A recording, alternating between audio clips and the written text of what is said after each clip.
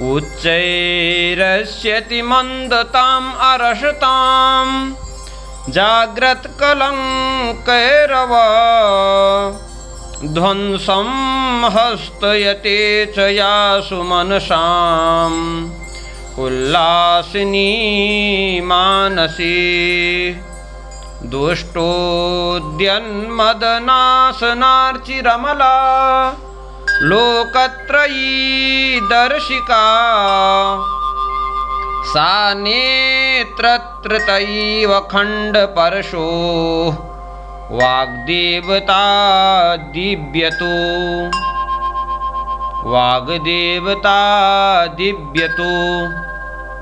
नमस्काराः मित्राणि, अहमस्मि कमलेश कुमारः। अद्य भवतां पुरस्तात् एकं नूतनं विषयम् आदाय अर्थात् चन्द्रालोककारस्य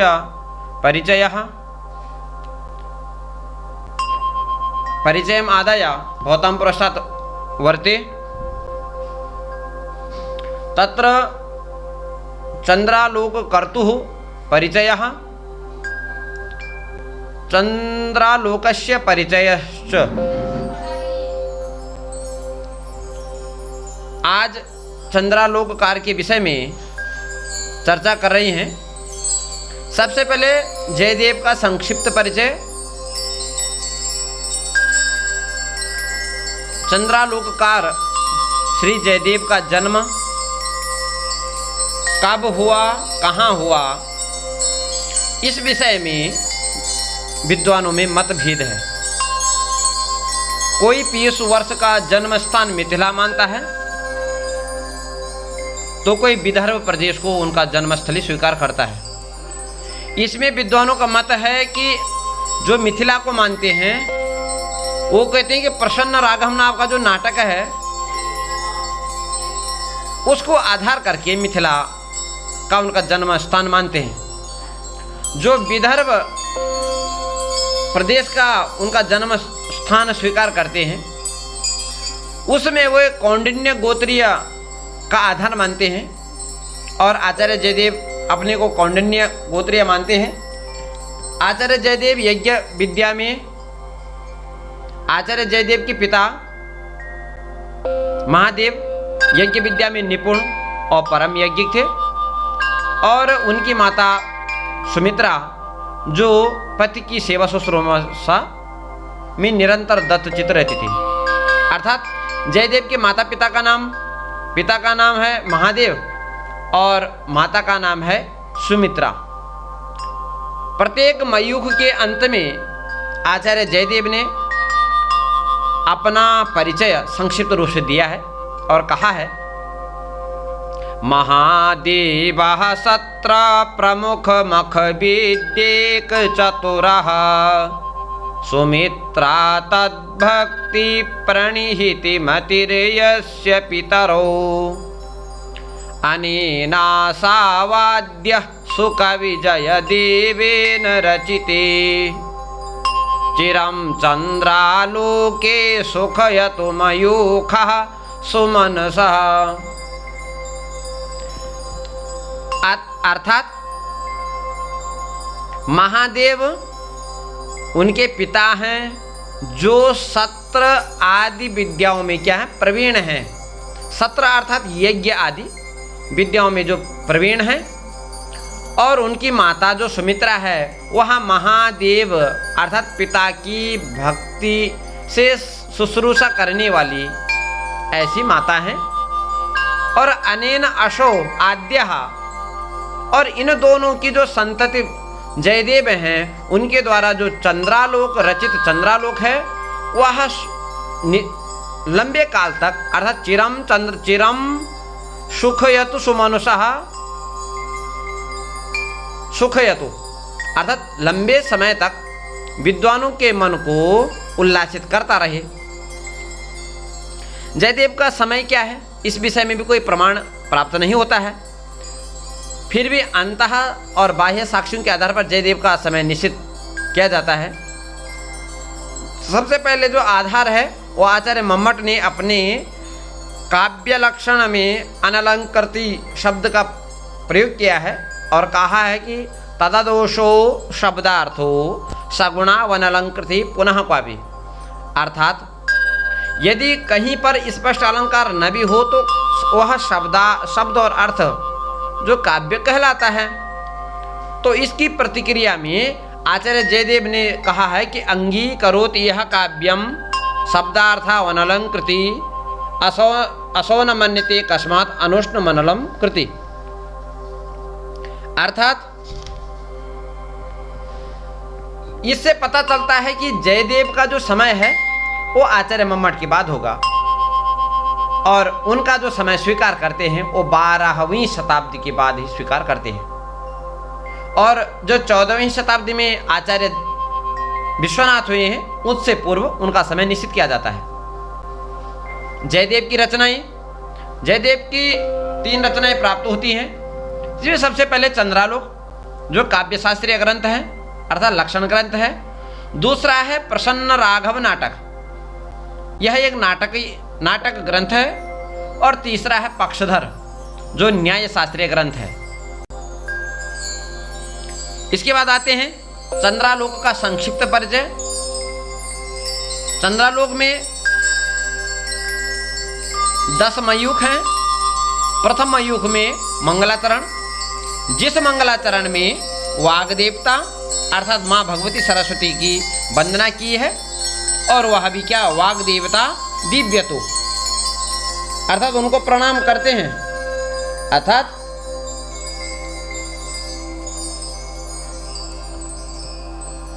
उसके बाद काव्य हेतु की चर्चा आती है। काव्य का हेतु उसी में आगे आचार्यों का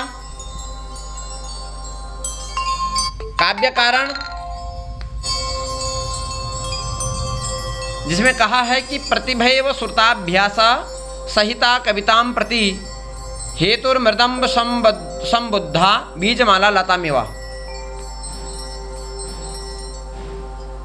और इसी में काव्य लक्षण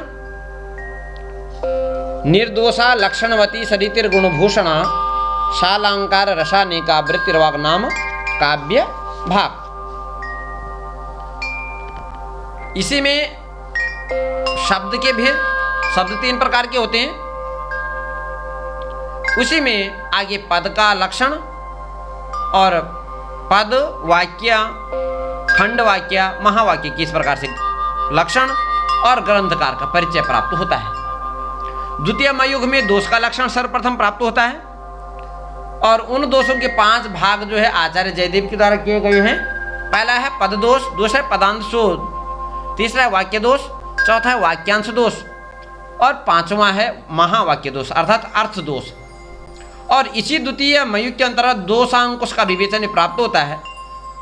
जैसे दोषांकुश शब्द अर्थात जो दोष होते हैं उनको गुणों में परिवर्तित कैसे किया जा सकता है उनको। तृतीय मयुग में लक्षण निरूपण किया गया है, उसमें अक्षर संहति, शोभा, अभिधान, हेतु, प्रतिषेध, निरुक्त आदि का निरूपण किया गया है।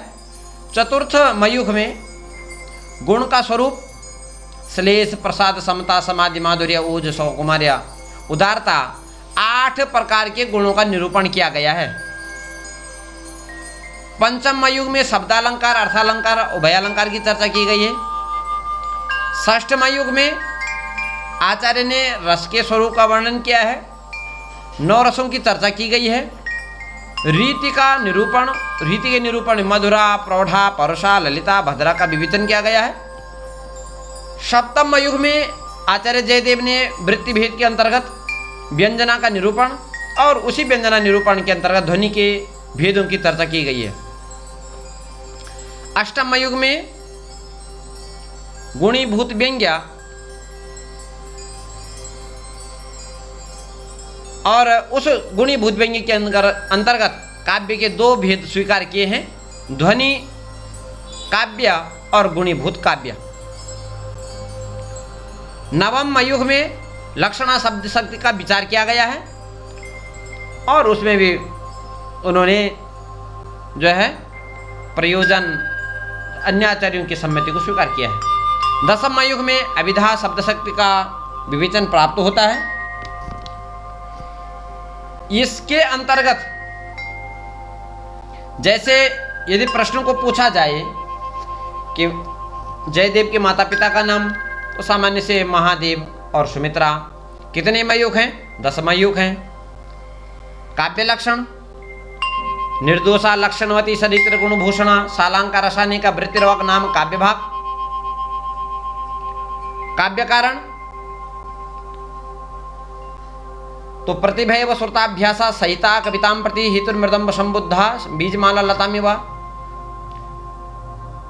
जो एक काव्य का प्रयोजन है वह आपको थोड़ा सा देखना पड़ेगा। काव्य का प्रयोजन दिया गया है, स्पष्ट रूप से नहीं कहा है।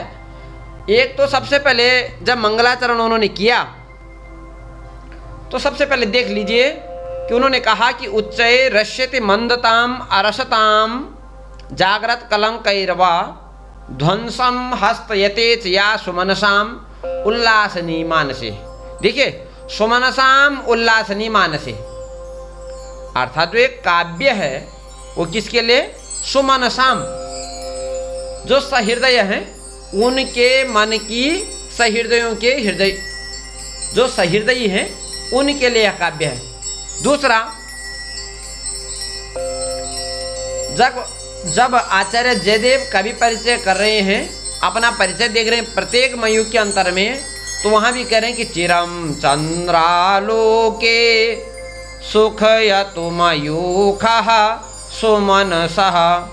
अर्थात यह जो चंद्रालोक है वह, उसके जो 10 मयूख हैं, चंद्रमा की जो 10 मयूख हैं, चंद्रमा का आलोक प्रकाश की जो मयूख है, किरणें हैं, उसकी जो 10 किरणें हैं वह क्या करे? सुमनसः सुखयतु, अर्थात सहृदयों को आनंदित करे। ये उन्होंने काव्य का प्रयोजन कहा है।